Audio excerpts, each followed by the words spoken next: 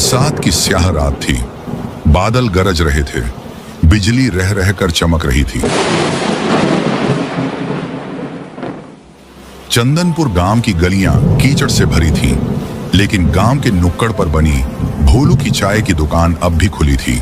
वही छोटी सी दुकान जो हर शाम गांव के लोगों की हंसी और गपशप से गुलजार रहती थी। लेकिन आज कुछ अलग था। जहां रोज लोग 2-2 कप चाय पीते थे, वहीं आज किसी ने 1 कप तक नहीं छुआ।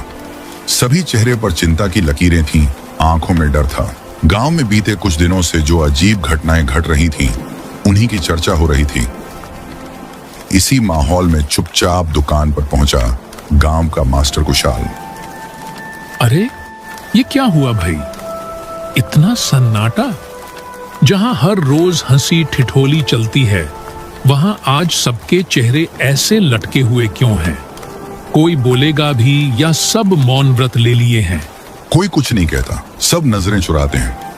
मास्टर जी, आपके लिए चाय तैयार है, गरम है। आज जरा अदरक डाल देना भोलू। सिर में भारीपन सा लग रहा है, शायद मौसम की मार है। बिरजू, सुरेश, तुम दोनों कुछ बताओ तो सही। इतनी चुप्पी? कुछ तो बात है जो सबको खाए जा रही है।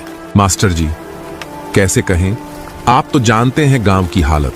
सालों से सोच रहे थे कि एक छोटा सा अस्पताल हो जहां लोगों को इलाज के लिए शहर न भागना पड़े। हर आदमी ने अपनी कमाई से कुछ न कुछ दिया है। हमने मजदूरी करके, फसल बेचकर, बच्चों की पढ़ाई का खर्च रोककर पैसा जोड़ा है, पर अब भी बहुत कमी है। ईंटें पड़ी हैं, छत आधी बनी है, मशीनें लाने के पैसे नहीं बचे। गांव के रामू की बीवी को दर्द हुआ था। सिर्फ एक एम्बुलेंस न होने से रास्ते में ही दम तोड़ दिया उसने। मास्टर जी, हम थक गए हैं। कभी नेताओं से गुहार लगाई, कभी अफसरों से मिले, लेकिन हर जगह सिर्फ वादे मिले, मदद नहीं।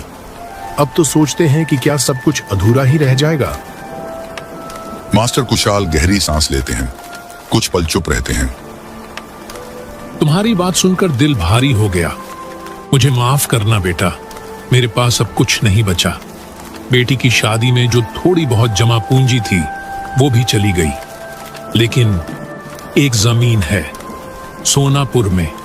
कई सालों से सोचा था कि बुढ़ापे में शायद काम आएगी, पर अब लगता है उससे बड़ा कोई काम हो नहीं सकता। सभी चौंकते हैं, ध्यान से सुनने लगते हैं। अगर मेरी वो जमीन बिक जाए तो शायद अस्पताल का काम पूरा हो जाए। मेरे बाद कौन जाने मैं उस जमीन का क्या करता। लेकिन अगर उसी जमीन से गांव की जान बच सकती है तो ये सौदा मुझे मंजूर है।